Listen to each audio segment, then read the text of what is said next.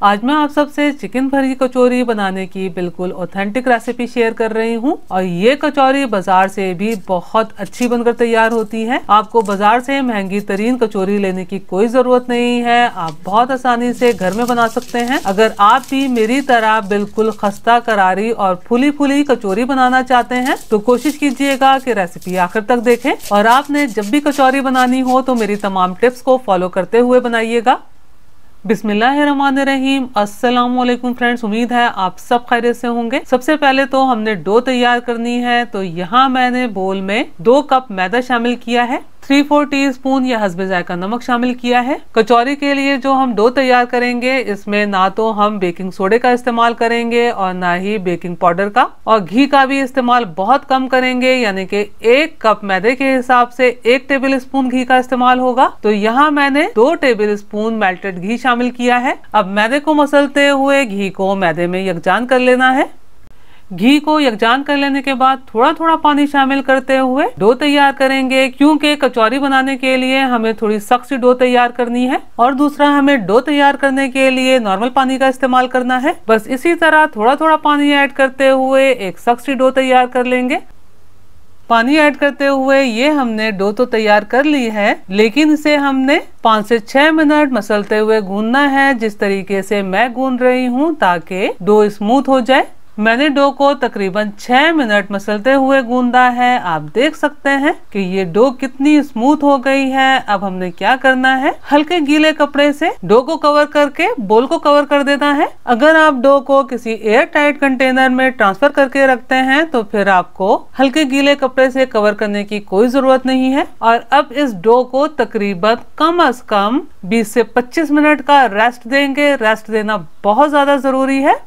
इतनी देर में हम कचौरी बनाने के लिए बाकी तैयारी कर लेते हैं। तो कचौरी बनाने के लिए हमने साटा तैयार करना है, तो जिसके लिए मैंने 1/4 कप मेल्टेड घी लिया है। अब मेल्टेड घी में 2 टेबल स्पून भर के कॉर्नफ्लोर के शामिल करेंगे और ये तकरीबन 2 से 3 चुटकी बेकिंग पाउडर शामिल किया है। अब इन्हें अच्छे तरीके से घी में मिक्स कर देंगे। यहाँ काफी ठंड है तो इसे सेट होने के लिए मैं इसी तरह साइड पे रख दूंगी, लेकिन आपकी तरफ अगर गर्मी है तो इसे सेट होने के लिए थोड़ी देर फ्रिज में रख दीजिएगा।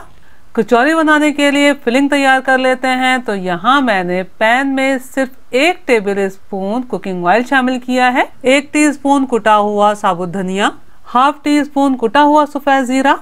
अब इन्हें लो फ्लेम पर तकरीबन 1 मिनट भून लेना है। भून लेने के बाद ये मैंने 1 कप पानी शामिल किया है और ये सिर्फ 200 ग्राम बोनलेस चिकन पीसेस में शामिल की है। अब इसमें चंद अज्जा शामिल करेंगे, 1 टीस्पून लहसुन अदरक का पेस्ट शामिल किया है, 1/2 टीस्पून नमक, 1/2 टीस्पून कुटी हुई लाल मिर्चें, 1/2 टीस्पून पिसी हुई लाल मिर्चें, 1/2 टीस्पून पिसी हुई काली मिर्चें। नमक मिर्चें आप हस्बे जायका इस्तेमाल कीजिएगा। अब इन तमाम अज्जा को मिक्स कर लेना है और पैन को कवर करके बिल्कुल लो फ्लेम पर पानी ड्राई हो जाने तक पका लेना है और बीच बीच में 1 से 2 बार चेक करते हुए चमचा चला लेना है। पानी तकरीबन ड्राई हो चुका है, लेकिन इसमें थोड़ा सा आपको पानी नजर आ रहा होगा, तो चमचा चलाते हुए मीडियम टू लो फ्लेम पर पानी को ड्राई कर लेना है। वैसे तो आप फिलिंग तैयार करने के लिए बॉइल्ड चिकन को श्रेड करके फिलिंग तैयार कर सकते हैं, लेकिन उस तरीके से फ्लेवरफुल फिलिंग बनकर तैयार नहीं होती, इसलिए इस तरह से फिलिंग तैयार कर ली जाए तो बहुत बेहतर है। पानी ड्राई हो जाने के बाद चमचे की मदद से चिकन को मैश करते हुए श्रेड कर लेना है।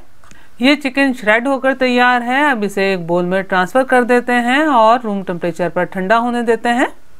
चिकन रूम टेम्परेचर पर ठंडी हो गई है। अब इसमें 1 बड़ी प्याज चॉप करके शामिल कर रही हूँ, जिसे चॉप करके मैंने निचोड़ लिया था। तो आपने भी प्याज को चॉप करने के बाद सख्त हाथ से या फिर मलमल के कपड़े से निचोड़ के शामिल करना है। और ये 2 से 3 हरी मिर्चें बारीक चॉप करके शामिल की हैं और ये थोड़ा सा हरा धनिया ऐड किया है। अब इन तमाम अज्जा को आपस में मिक्स कर लेना है। प्याज इसमें ज्यादा शामिल की जाती है। जब कचौरी फ्राई होती है तो प्याज की वजह से फिलिंग काफी जूसी हो जाती है और जो कचौरी का असल जायका आता है वो प्याज की वजह से ही आता है। तो आपने भी प्याज ज्यादा क्वांटिटी में शामिल करनी है।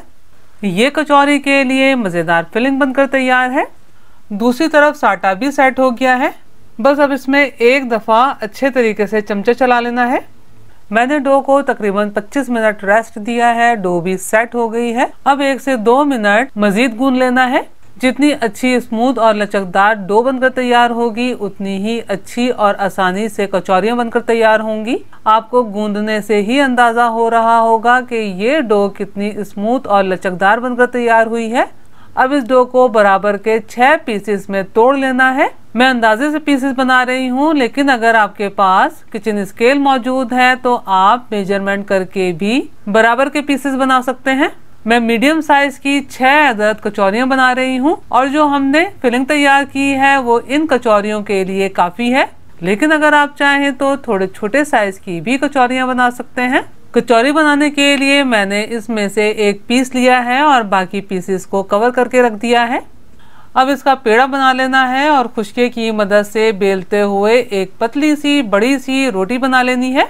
ये पतली सी बड़े साइज की रोटी बिलकर तैयार है। अब इस पर तकरीबन 1 टेबलस्पून आटा डालेंगे और हाथ की मदद से फैला देंगे। अब जिस तरीके से हम तह वाला चौकोर पराठा बनाते हैं उसी की तरह तह लगाते हुए फोल्ड कर लेंगे और फूड ग्रेड पॉलिथीन बैग से कवर करके रखते चले जाएंगे। बस सेम प्रोसेस से तमाम पेड़े तैयार कर लेंगे।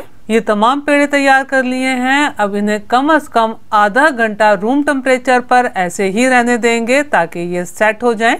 ये जो कचौरी के लिए पेड़े से हैं इन्हें मैंने आधे घंटे का रेस्ट दिया है, ये सेट हो गए हैं। अब इनमें से एक पेड़ा लेना है और कुकिंग ऑयल की मदद से हाथ से प्रेस करते हुए फैला देना है। अगर आपको हाथ की मदद से इस तरह फैलाना मुश्किल लग रहा है तो आप बेलन का भी इस्तेमाल कर सकते हैं।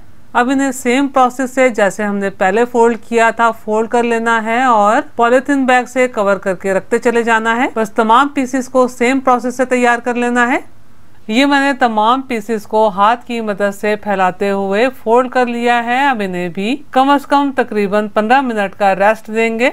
15 मिनट का रेस्ट देने के बाद इसमें से अब हमने एक पीस लेना है। अब हाथ या बेलन की मदद से फोल्ड वाली साइड से फैला लेना है। इस दफा हमने छोटे साइज में फैलाना है और इसके किनारों को प्रेस करते हुए फैलाइएगा ताकि किनारे थोड़े पतले बनकर तैयार हो सके।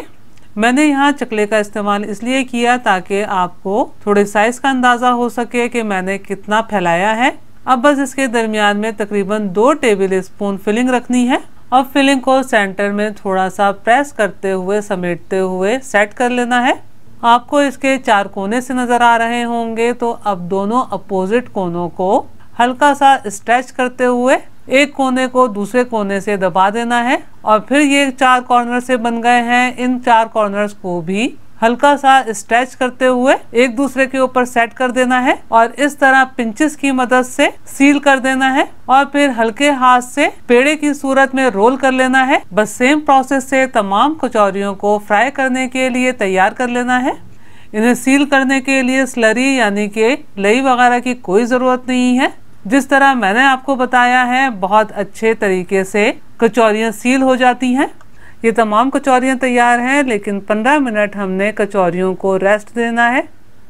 15 मिनट हो गए हैं। अब ये कचौरियाँ फ्राई करने के लिए तैयार हैं। आप इस तरह कचौरियाँ बनाकर एयर टाइट कंटेनर में स्टोर करके फ्रीज भी कर सकते हैं। अब यहाँ आपने वीडियो स्किप नहीं करनी और फ्राई करने का तरीका ठीक से देखना है। कचौरियों को हमने डीप फ्राई करना है तो हस्बे ज़रूरत ऑयल आपने कढ़ाई में लेना है और बिल्कुल लो फ्लेम पर तकरीबन 2 से 3 मिनट गरम करना है और इस तरह चमचा चलाते हुए गरम कीजिएगा ताकि तमाम ऑयल का टेम्परेचर एक जैसा हो सके। 2 से 3 मिनट लो फ्लेम पर गरम किया है। आप देख सकते हैं कि मैं ऑयल का टेम्परेचर आराम से बर्दाश्त कर पा रही हूँ। तो बस इस पॉइंट पर आपने कचौरियाँ शामिल करनी है और कचौरियों को पहले इस तरह से फ्लैट कर लेना है। ख्याल रहे कि आपने फ्लैट किए बगैर कचौरियों को फ्राई करने के लिए कढ़ाई में शामिल नहीं करना।